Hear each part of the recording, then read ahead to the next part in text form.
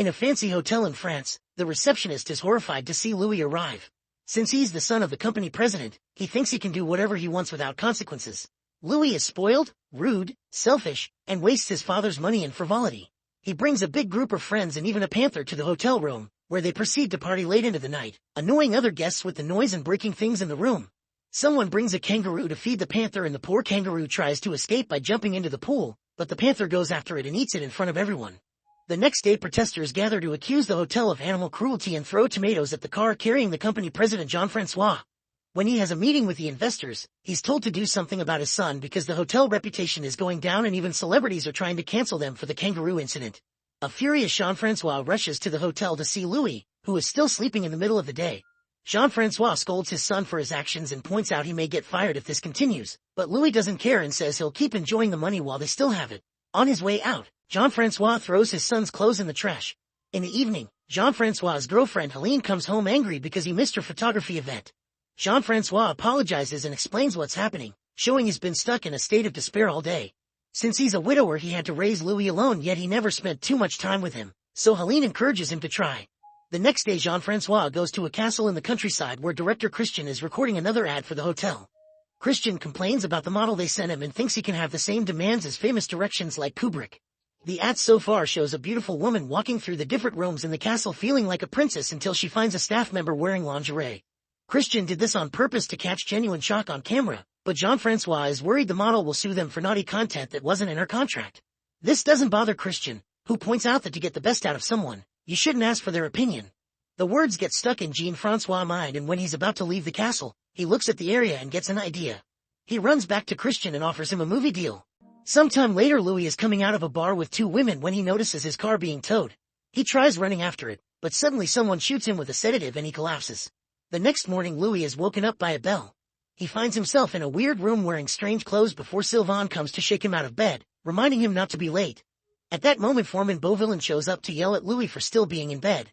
When Sylvain tries to defend him, Beauvillain starts throwing him around the room and hitting him for talking back to his boss. After throwing Sylvain through the window, Beauvillain calls Louis a servant and sends him to work. Louis leaves the building and freezes when he discovers he's traveled back to the 18th century. Beauvillain has to run after him to send him to work. They find the Viscount pausing his walk to announce it's coming, so Beauvillain shows Louis how to set up a bucket and folding screen so the Viscount can poop. When he's done, the plague doctor closely inspects the poop and gives a full analysis, complimenting the shape and the smell.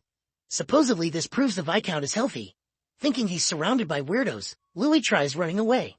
He crosses the field and makes it to the forest where he finds a pack of wolves blocking the way. Then he tries taking a road, but Etienne appears with a bunch of hunting dogs that start chasing Louis. He crosses the bridge and ends up falling in a swamp where the dogs surround him.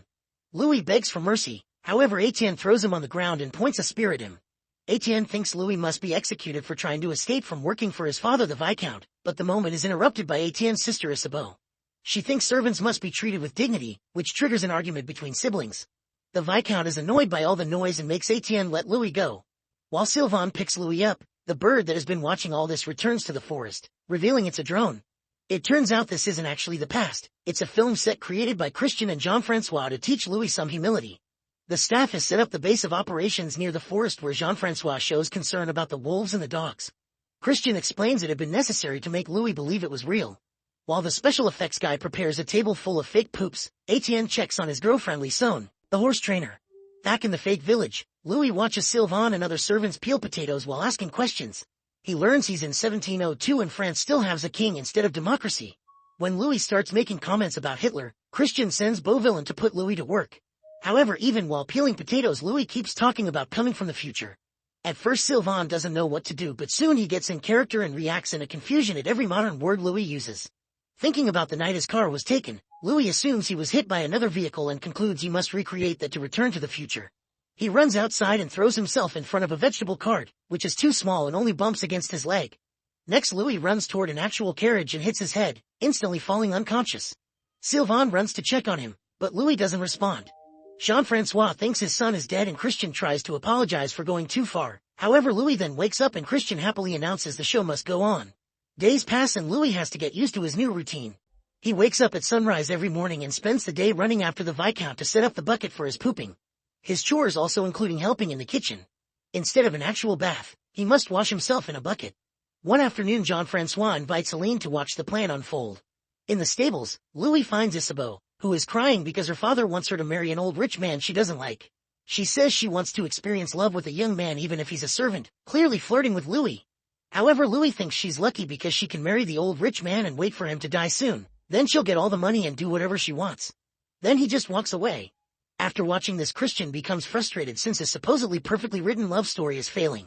On the other hand, Helene is disgusted by this plan, calling it experimenting on a human being. Back to Isabeau, she tries to get on her horse but the animal starts freaking out. Louis watches this but does nothing to help, saying he doesn't know anything about horses. Lison arrives to help and her skirt accidentally goes up, revealing she's wearing a thong. When Louis notices, he runs to Lison and tackles her to the ground, trying to check under her skirt to confirm it was real. However, when he manages to open her legs, he's shocked to see she's wearing no underwear. Lison kicks him off before turning around to smoothly hide the thong she just took off.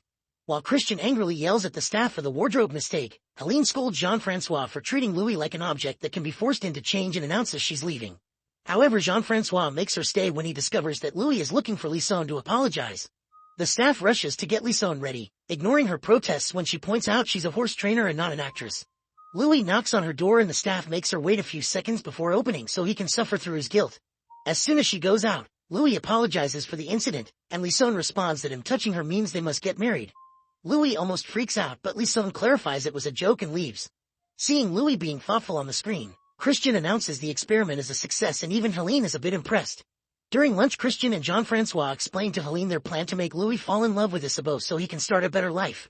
Helene thinks they're idiots because Louis clearly likes Lison, but her ideas are ignored. Sometime later, Sylvain drags Louis to a traditional festival in the forest. Louis hates the old-style music and teaches the band to play a modern song. Then he convinces everyone to get in a conga line. Jean-Francois gets emotional because this matches a moment from a birthday party Louis had as a kid.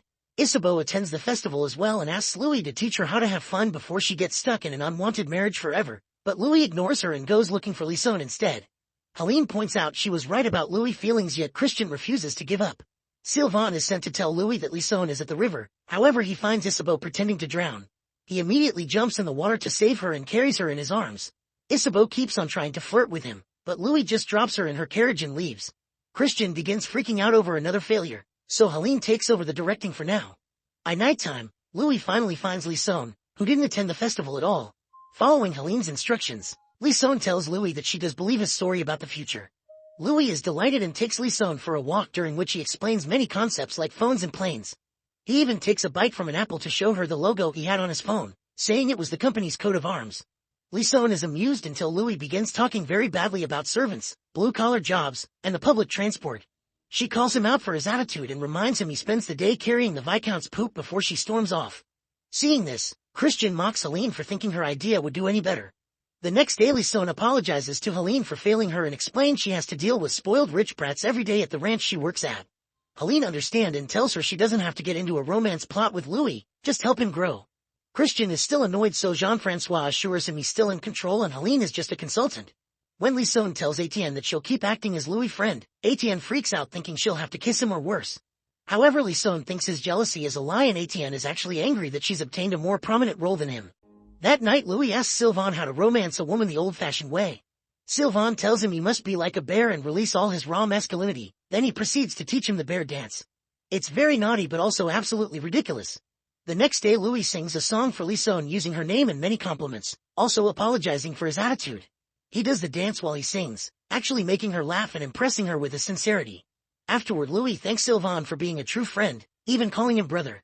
In the middle of the night, Jean-Francois dresses up as the Viscount to sneak in Louis' room to watch him sleep. Sylvain sees him and points out this may ruin the plan, which triggers an argument. It's all the angry whispering that wakes Louis up and Jean-Francois has to hide his face with his jacket. Louis is still sure he's seeing his father, so Sylvain has to hit him to knock him out. Then an angry Christian has to enter the set to drag Jean-Francois away by force. The following day, Louis tells Sylvain he hit his head while sleeping and dreamed about his father. Beauvillain informs the Viscount that Etienne and his friends got in trouble in the city, so the king wants Etienne to be properly punished.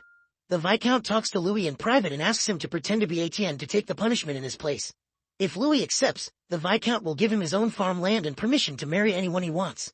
At first Louis says no, but he changes his mind when he realizes this could mean marrying Lison. A few hours later, Louis is in a cage pretending to be Etienne. All the locals are angry that Etienne is ruining their town's reputation in the king's eyes, so they throw trash at Louis in protest. He's taken to the scaffold and a masked man proceeds to repeatedly whip his rear while the crowd asks for more. Christian thinks this is peak cinema, but Helene is horrified. Afterward, Louis goes to see the Viscount but instead finds Etienne, who forces him to sit down regardless of his pain. Etienne says his father is gone and he chooses not to give Louis the promised reward before throwing him off the chair. Forgetting he's supposed to be acting, Etienne accuses Louis of wanting to take Lison from him and mocks him for being a servant while throwing wine at his face. Helene is horrified again, but Christian thinks this makes for a good twist and allows it. Then Louis stands up and looks like he's about to rebel against Etienne only to leave the room. Christian and Jean-Francois are disappointed, however Helene this time is impressed. She points out that Louis is finally accepting consequences for his choices instead of being a complaining brat. Later Louis visits Lison and asks her if she's okay with befriending a bathroom servant, so she assures him he's fine. That night Louis receives Lison in his room with a modest meal he made himself by learning from the kitchen staff. Helene is proud but Christian thinks this is turning the story boring. The following day Lison and Louis go for a walk and see a bird behaving strangely in the sky. Since it's the drone malfunctioning, Christian asks for a distraction. Lison pushes Louis on top of the hay and kisses him until the drone is retrieved, then she leaves without a word. Christian and Jean-Francois celebrate, however Helene thinks they should stop this before it escalates since nobody should start a relationship based on lies. Helene and Christian argue over how to proceed and since Jean-Francois refuses to take sides, Helene says he's gone too far and leaves. This causes Jean-Francois to order Christian to finish the show. For the last act, Christian makes Vikings appear in the village. Louis wants to run away to safety but Sylvain tells him Lison may need him. He rushes back to the village and discovers that the Viking leader has chosen Lison as his wife. Lison begins crying for help, however Louis is too afraid and walks away. He's about to get on his horse when he notices the bird drone flying above him. Seeing it as a sign, Louis grabs the thickest stick he can find and rides back to the Viking camp, where he starts knocking all the poor actors out. He's so proud of himself that he almost attacks Beauvillain too, but Lison stops him just in time. She gets on the horse with him and together they ride into the sunset. Soon they reach the road and Louis is shocked to see Jean-Francois asking Helene not to leave while surrounded by cars and guards. Before he can react, Louis is put to sleep by a sedative dart. Sometime later Louis wakes up in a hospital. He's told he was in a car accident and in a coma for 3 months, so he assumes everything was a dream. Now he's depressed and doesn't party anymore. One afternoon Sylvain sees him on the street but he can't talk to him because of a contract clause. That night Louis has a drink with his father, who reveals he quit the company and now he feels lonely. Louis tells him all about his dream and how it felt so real, asking his father to believe in Helene. Moved by such a strong love, Jean-Francois decides to tell Louis the truth. In the morning, Jean-Francois takes Louis to the ranch where Lison works. The couple reunites and rides into the sunset again to share a kiss. Meanwhile Jean-Francois visits Helene to try to repair their relationship. Sometime later Christian begins a new business by putting rich kids in historical sets to teach them a lesson. Make sure to subscribe and turn on notifications so you can watch more videos like this. Thanks for watching.